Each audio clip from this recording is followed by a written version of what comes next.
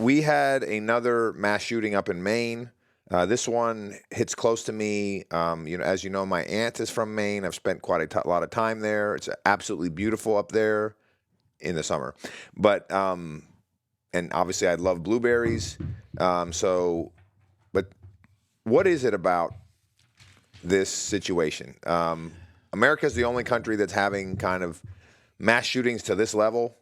Unpack this for us, can you? Yeah.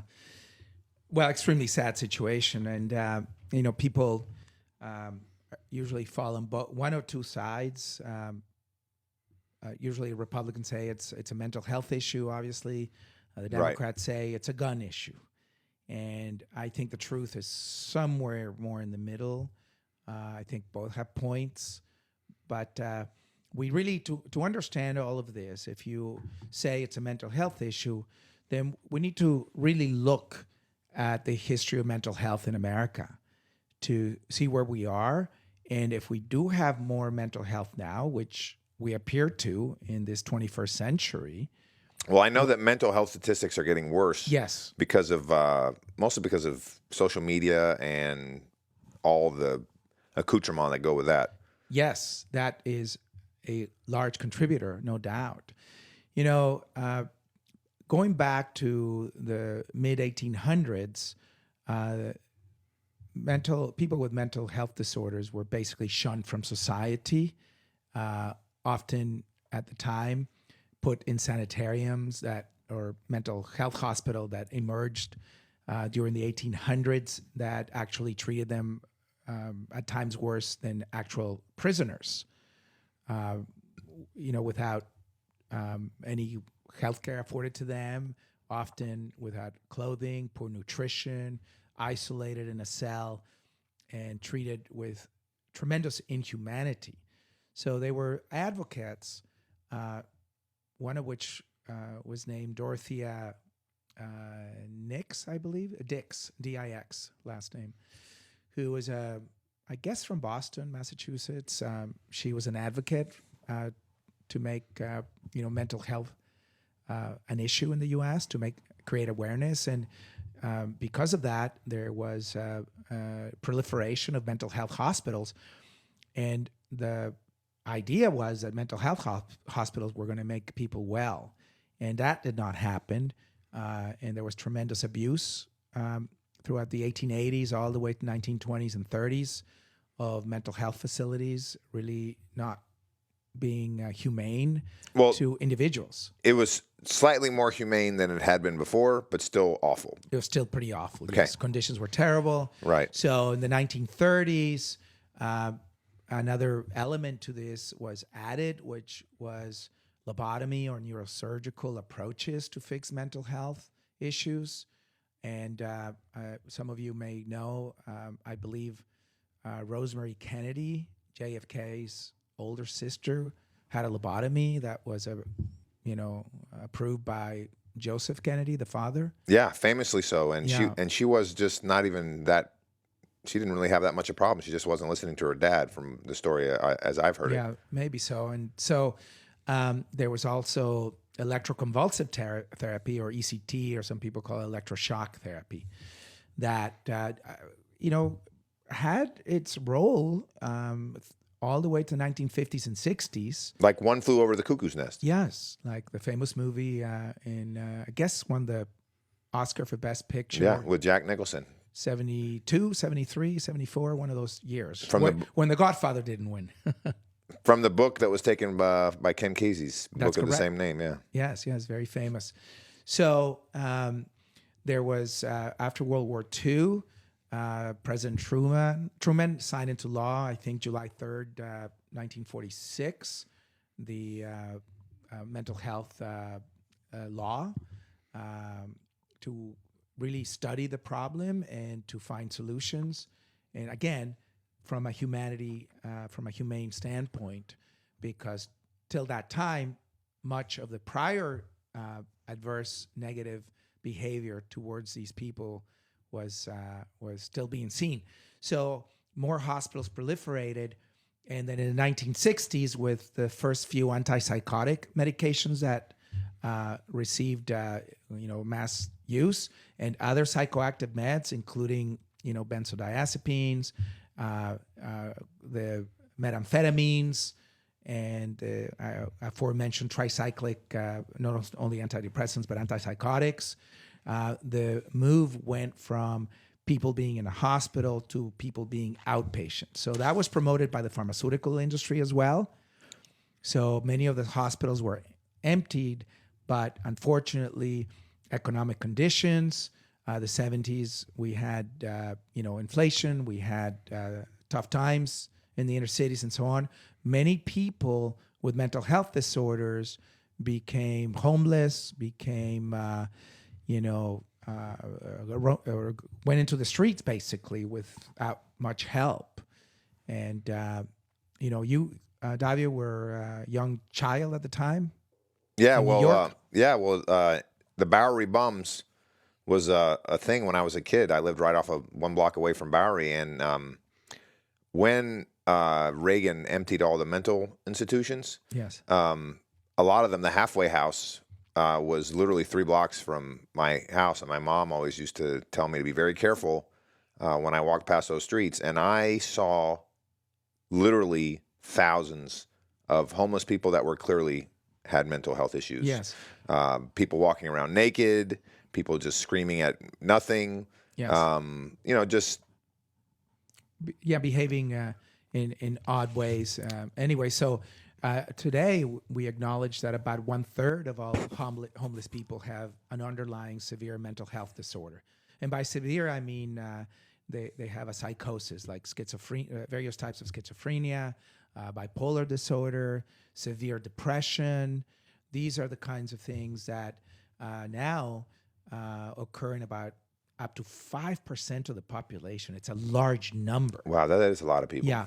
And then, So that's like if you're in a class of 300 people, that means 15 people probably there have mental health issues. some severe underlying mental health issue, and some rear themselves, or they become evident over a period of time. So some quirky behaviors that are seen in a preteen or a young teenager may become more accentuated as that person becomes older. Anyways, currently, 1 in 5 people in the U.S.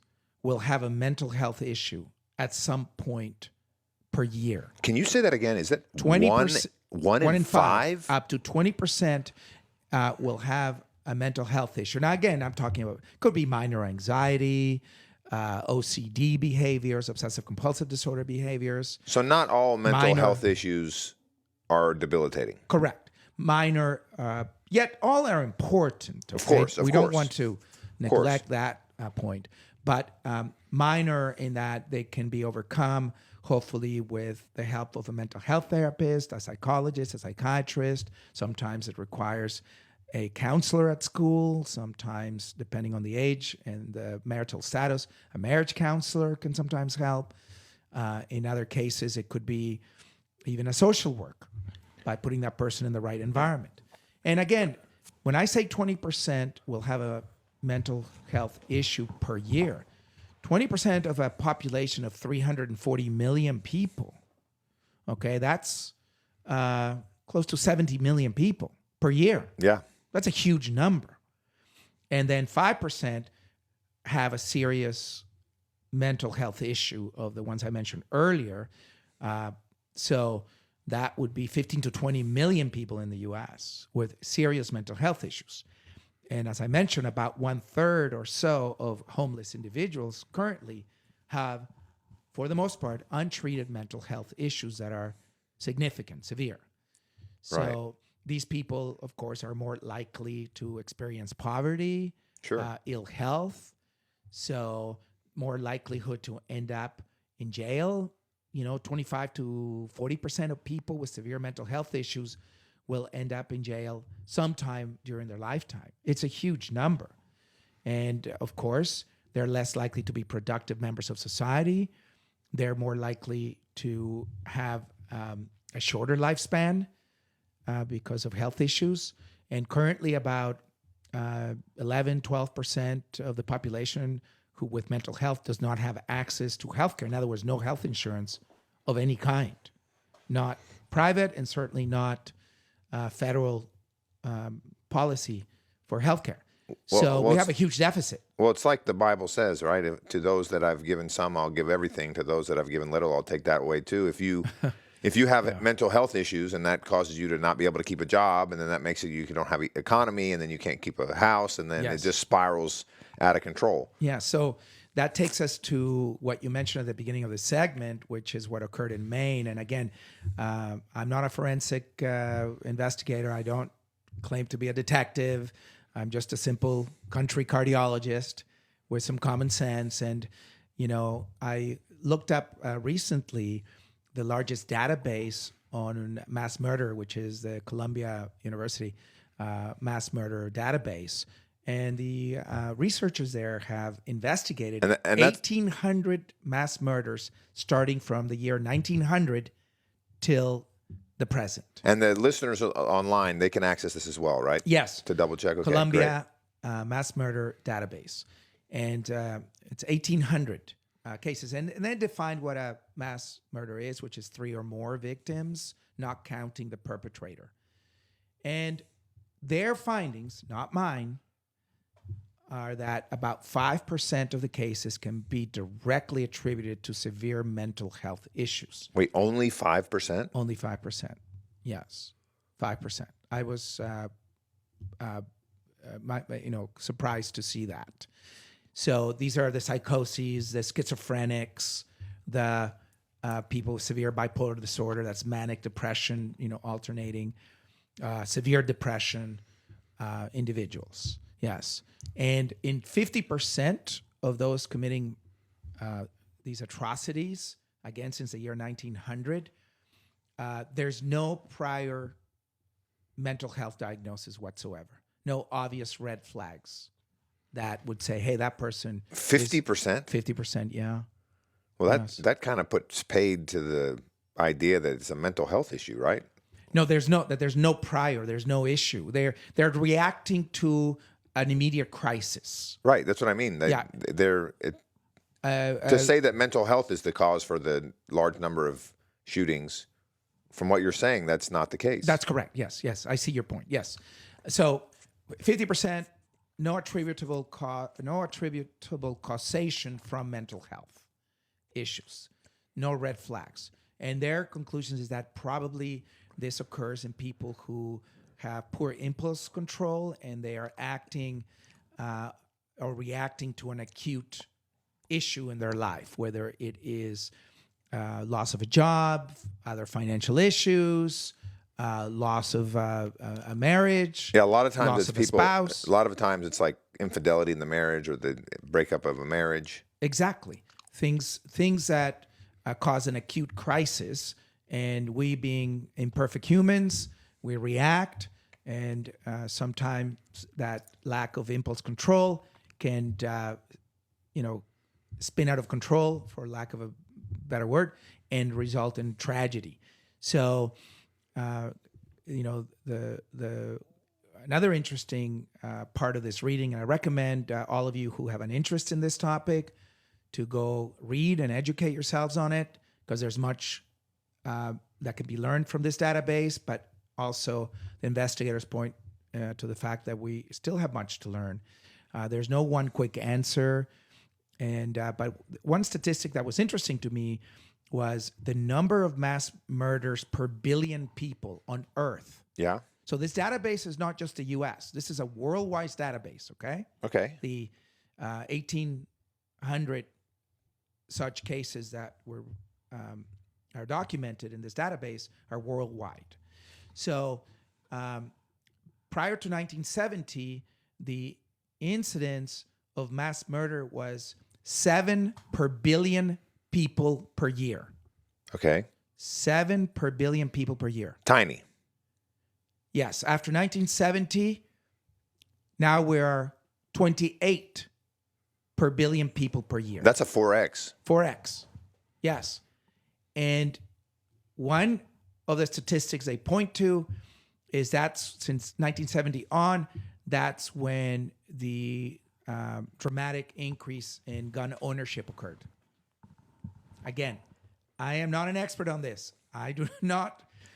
I got to take a disclaimer on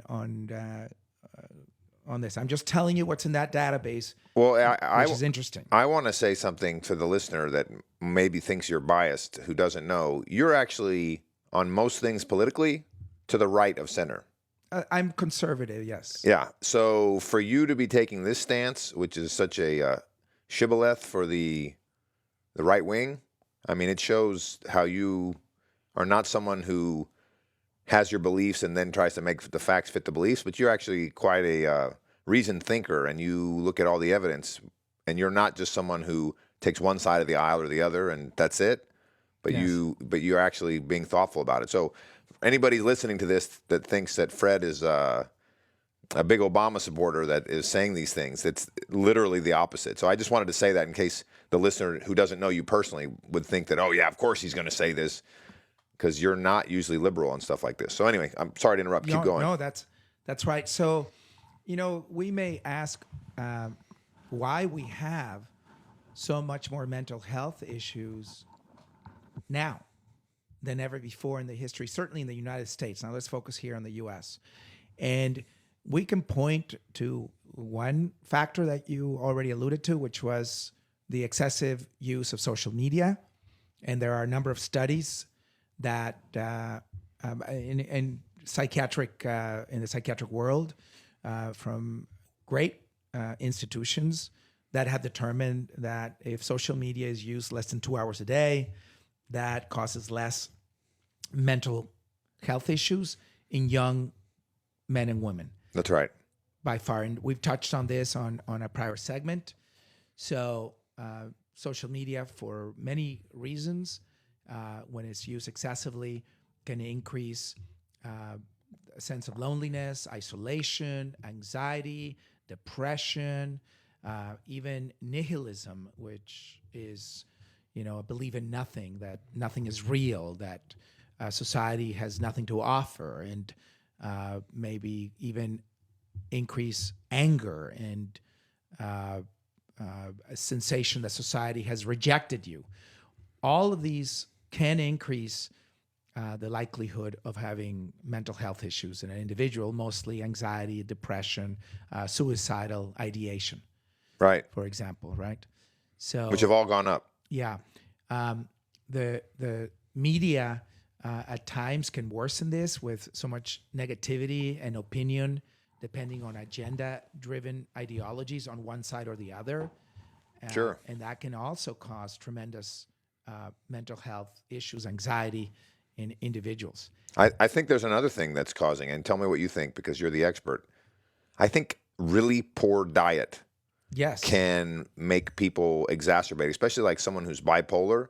If they're eating just a bunch of crap or a Yes. bunch of alcohol, I think it can exacerbate the depression or the mania.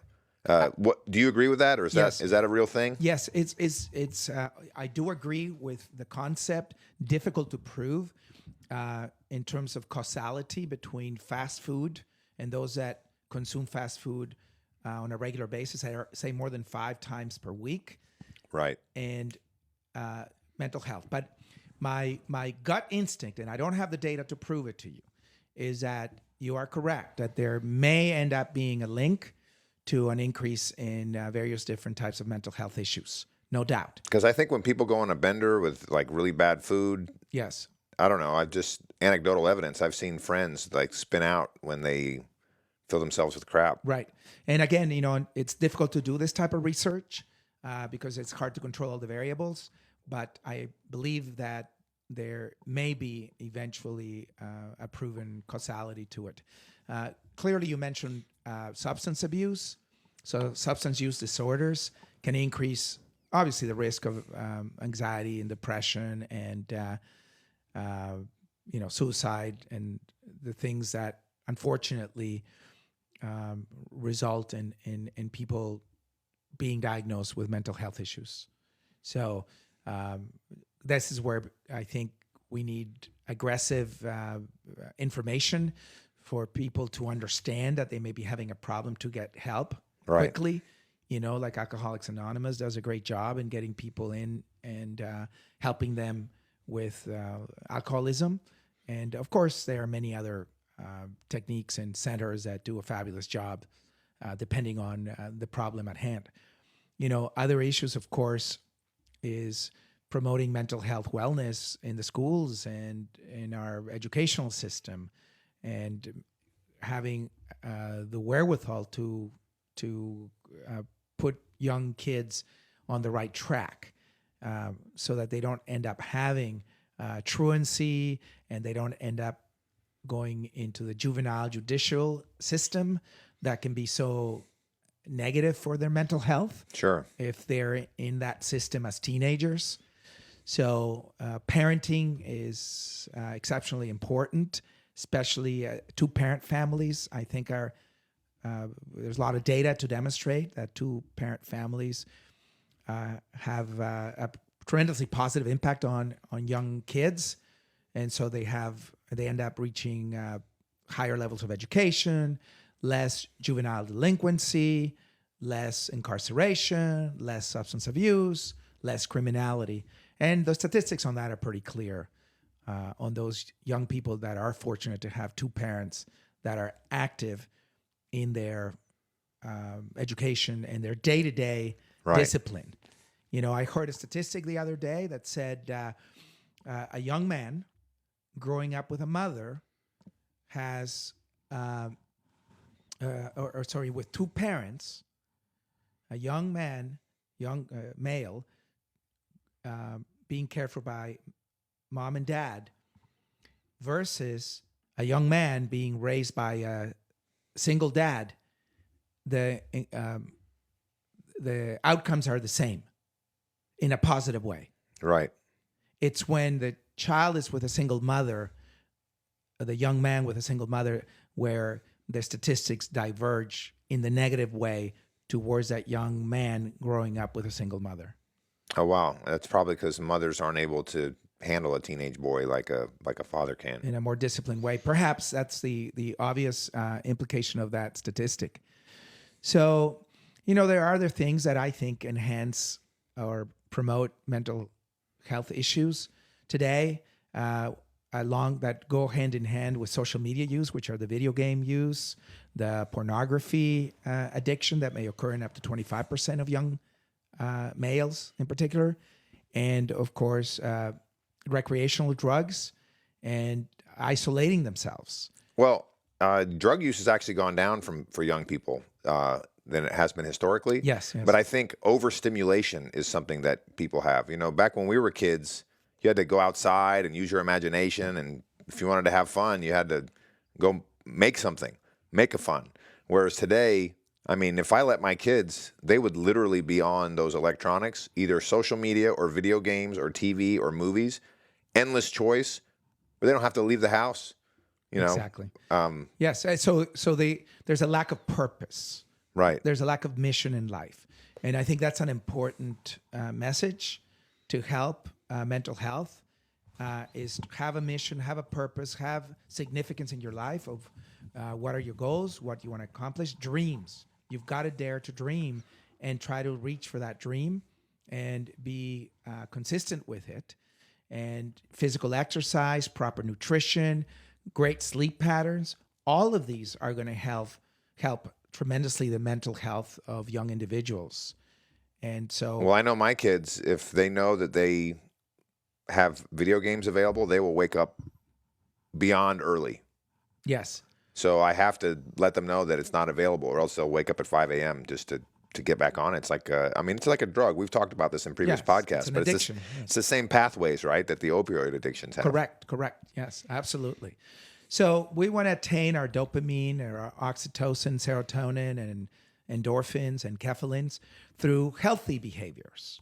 Right. We've mentioned many, or whether it's a hobby, reading, going for a walk, getting some sun, calling a friend, being creative, whatever it is that you like. But having a purpose and a mission in life should never stop. Not even when you retire, not even when you have made a lot of money and now you do not have the worry about paying your bills. That's even should redouble your your resolve to become more exploratory and to go and continue dreaming. Well, thank you, Fred, for elucidating this.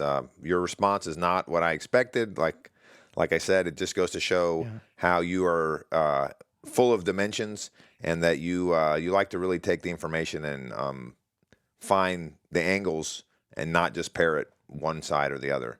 So I appreciate it. Thank you, everybody, for listening. This is the Leverage Podcast. Please like and subscribe us on YouTube. Follow us on Facebook, Instagram, and TikTok. I look forward to seeing you guys again soon. Thanks.